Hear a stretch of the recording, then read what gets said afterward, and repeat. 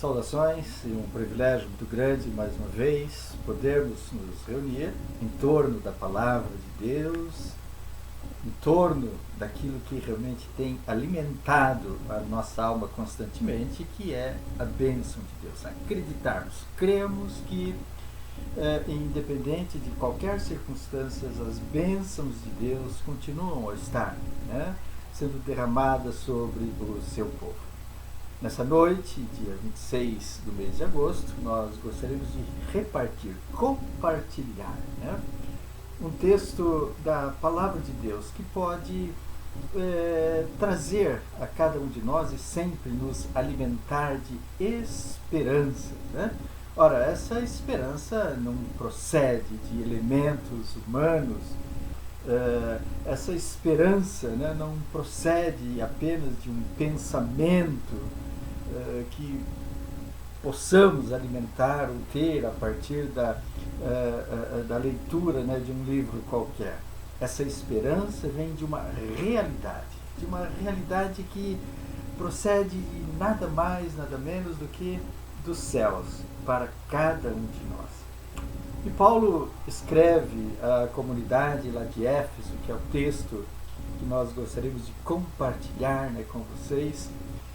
Lá no capítulo 1, ele vai dizer a partir do verso 3 até o verso 9 o seguinte: Bendito o Deus e Pai de nosso Senhor Jesus Cristo, que nos tem abençoado com toda sorte de bênção espiritual nas regiões celestiais em Cristo, assim como nos escolheu nele antes da fundação do mundo para sermos santos e irrepreensíveis perante ele em amor. Nos predestinou, nos escolheu para ele, para a adoção de filhos por meio de Jesus Cristo, segundo o beneplácito da sua vontade, para louvor da glória da sua graça, que ele nos concedeu gratuitamente no amado, no qual temos a redenção pelo seu sangue, a remissão dos pecados segundo a riqueza da sua graça que Deus derramou abundantemente sobre nós em toda sabedoria e prudência, desvendando-nos o mistério da sua vontade, segundo o seu beneplácito que propusera em Cristo Jesus.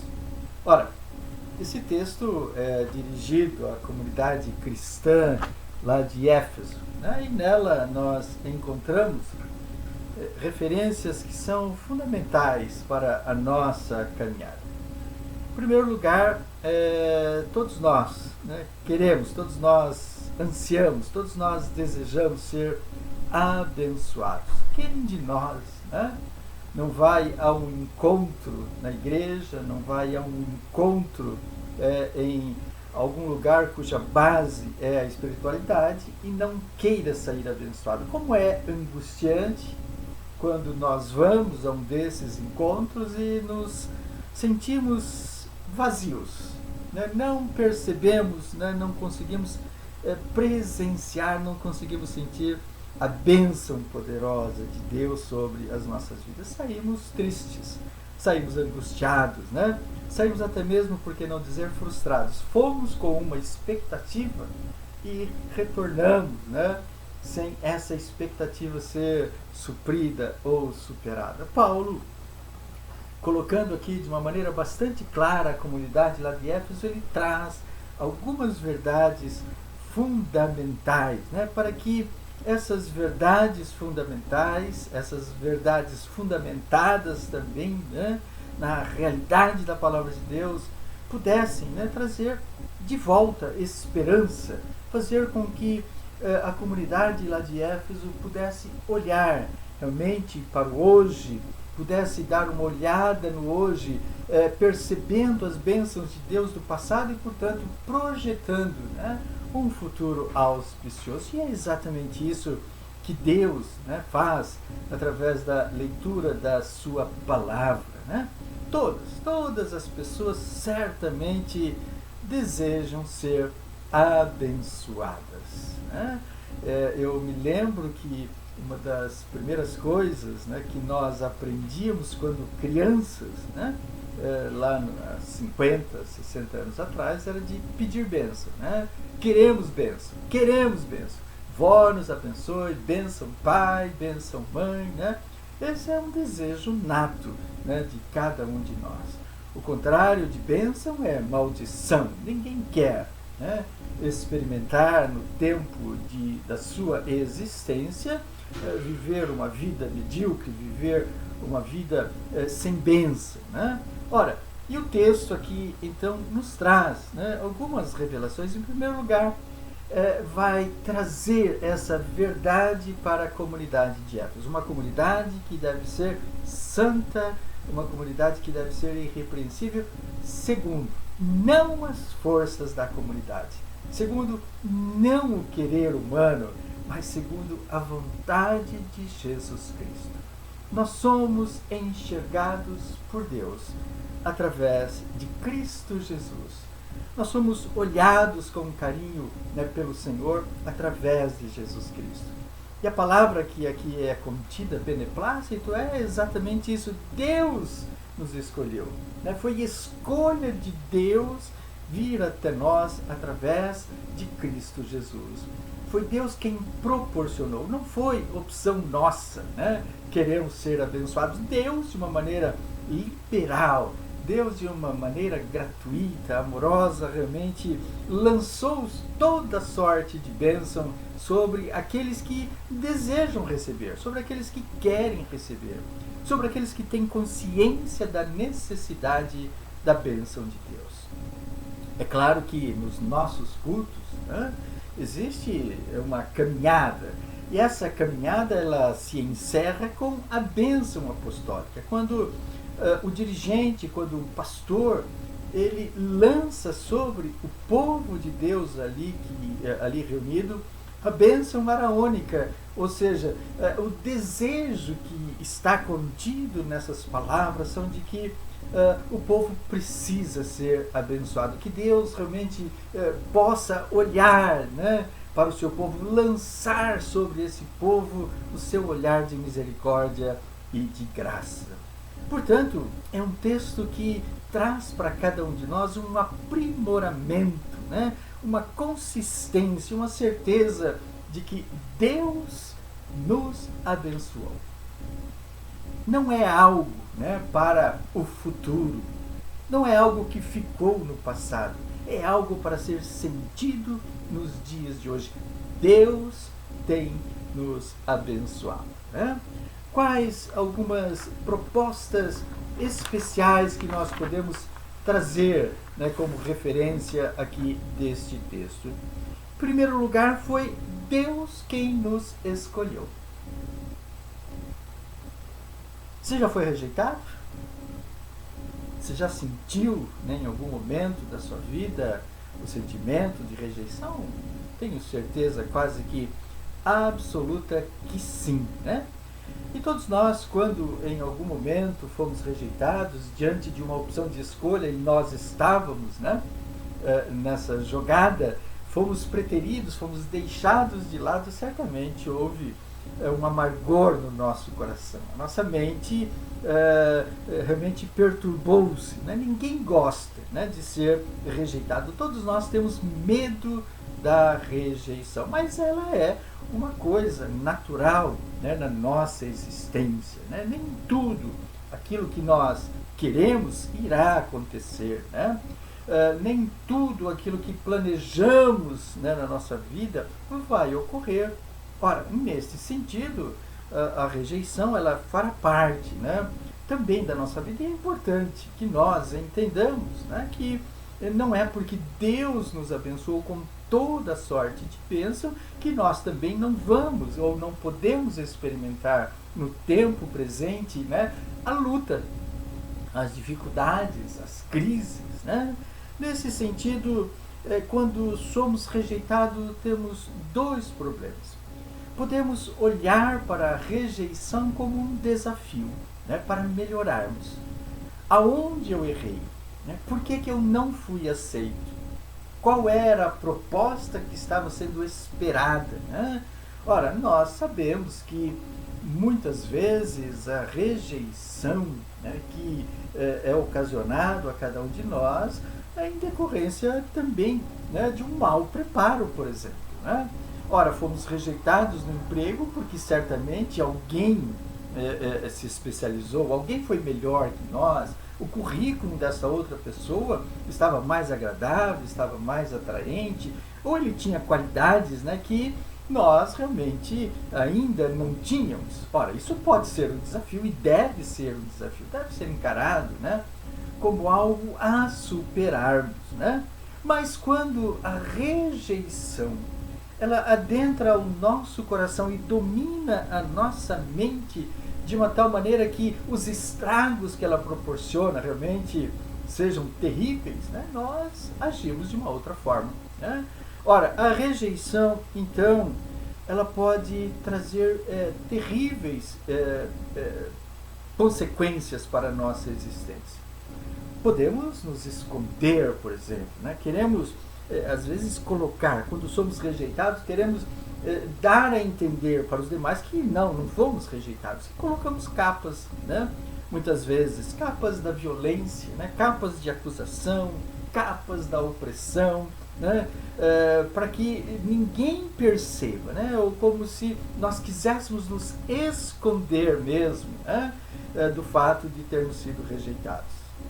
Deus não rejeita a oração, mas Deus pode sim rejeitar, né, o ser humano, desde que este realmente não consiga compreender essa misericórdia de Deus. Nós nos lembramos, é claro, né, do nosso primeiro pai, Adão. Adão, não que foi rejeitado, ele trouxe para si a rejeição em virtude, né, das suas atitudes, dos seus atos. E o que é que Adão, então, quando foi rejeitado, quando Deus o chamou e ele reconhece que havia feito algo errado, sabia que Deus poderia rejeitar a sua vida, sabia que Deus poderia dizer não a partir daquele momento para ele, porque ele havia se desviado, né, daquilo que Deus havia lhe proposto.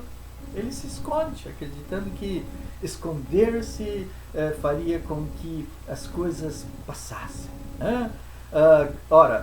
Adão também então toma uma atitude de acusação. Né? Aquele que é rejeitado, se não souber entender, vai começar a acusar. Né? Vai começar a trazer sobre o outro coisas que são indevidas. Né?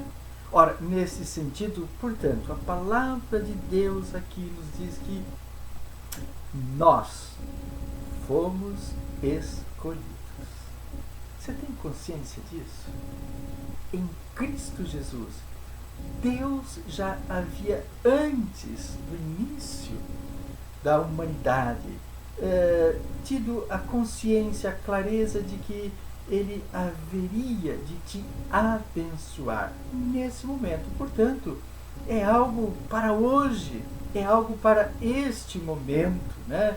É algo que pode trazer ao coração rejeitado, aquele que está passando por dificuldades de entender determinada circunstância, essa consciência. Eu fui amado antes da fundação do mundo. Deus me escolheu. Que coisa agradabilíssima a nossa mente, né? E ao nosso coração quando sabemos, né, que não fomos rejeitados, fomos escolhidos. Né? Que privilégio é, né? E como é bom quando diante, vamos dizer assim, de uma disputa, entre aspas, né? Alguém nos escolheu, que nós fomos escolhidos, né, por alguém para exercer uma atividade física, ou fomos escolhidos para pertencer a alguém ou estar presente no coração de alguém. Como isso traz realmente um acalanto, né? Algo agradável ao nosso coração, à nossa mente.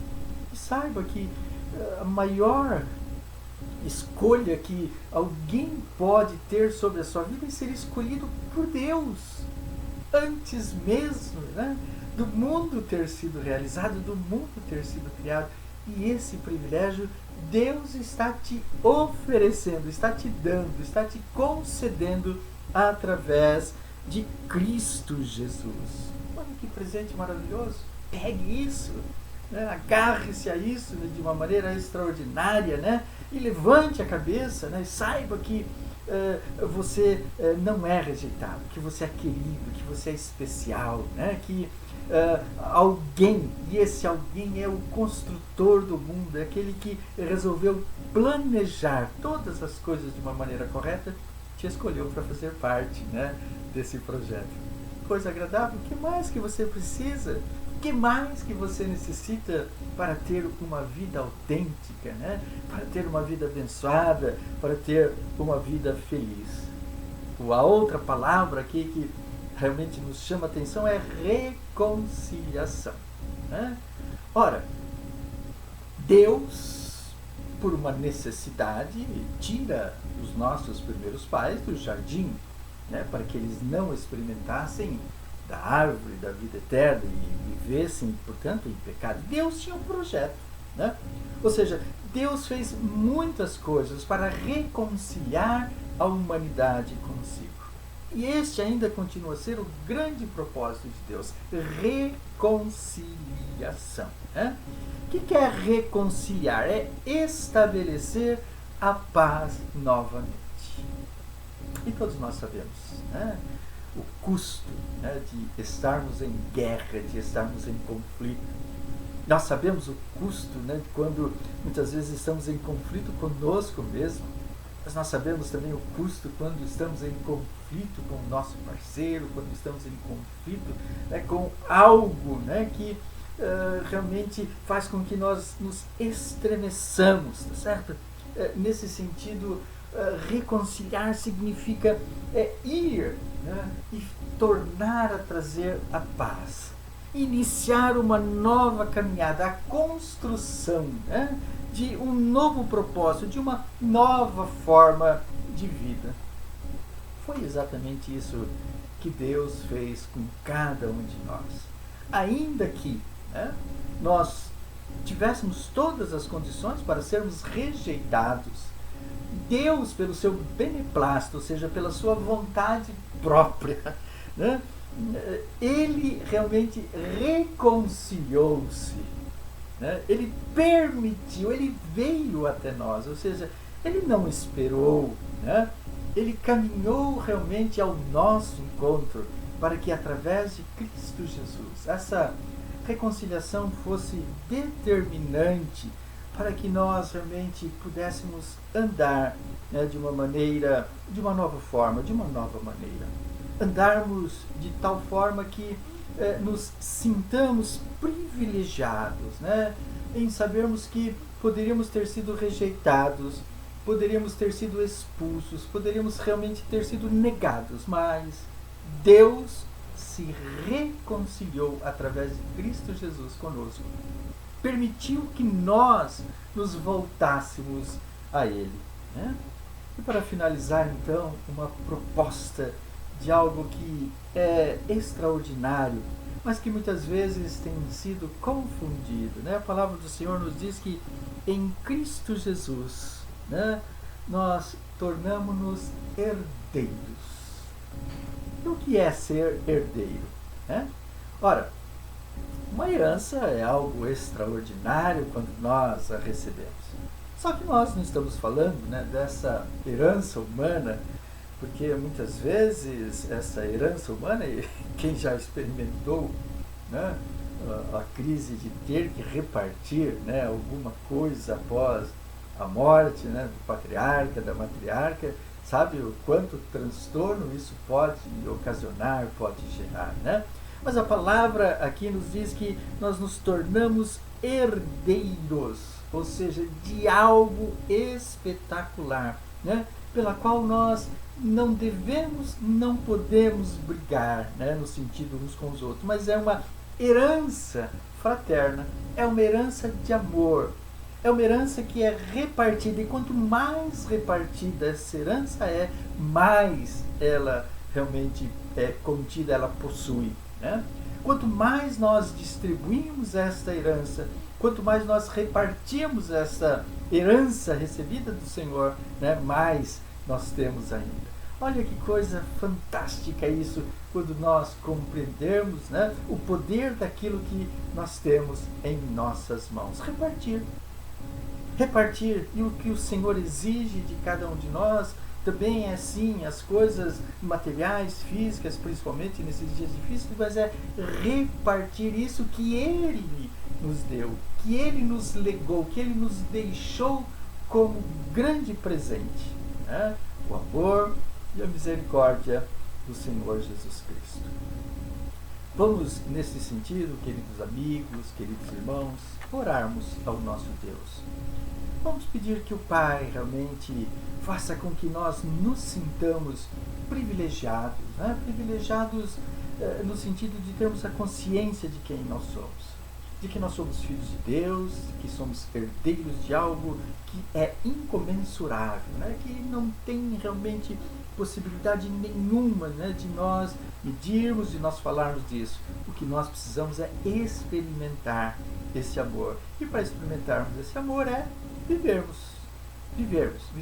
realmente e através da nossa vida expressarmos, né, com gratidão aquilo que o Senhor realmente tem feito em tua vida, em minha vida, em nossa vida. Senhor, te agradecemos porque de uma maneira muito gentil e amorosa poderíamos ter sido expulsos, poderíamos ter sido rejeitados, mas o Senhor optou deliberadamente. Foi o Senhor quem nos escolheu, foi o Senhor quem nos chamou para que pudéssemos, neste tempo, experimentarmos uma vida digna, uma vida realmente muito consciente daquilo que somos e daquilo que temos. Somos teus filhos, temos o teu amor, e o Senhor pede que nós repartamos, Senhor Deus, esta verdade. Que em nome de Jesus Cristo, esta palavra, Senhor, possa cair bem nos corações que dela puderem se alimentar. Os corações que dela puderem, Senhor Deus, ou que terão realmente contato com esta palavra. Não por nós, Senhor Deus, mas para o teu nome, toda a honra, toda a glória, Pai. A nossa oração, a nossa bênção sobre o teu povo é não somente para hoje, mas para toda a eternidade em Cristo Jesus. Amém. Uma boa noite, queridos, boa noite, queridos irmãos e irmãs, e possamos nos despedir dizendo até domingo, se Deus assim permitir. E eu tenho certeza, Ele quer, né, que possamos nos reunir no domingo para nos sentirmos abençoados em nome de Jesus.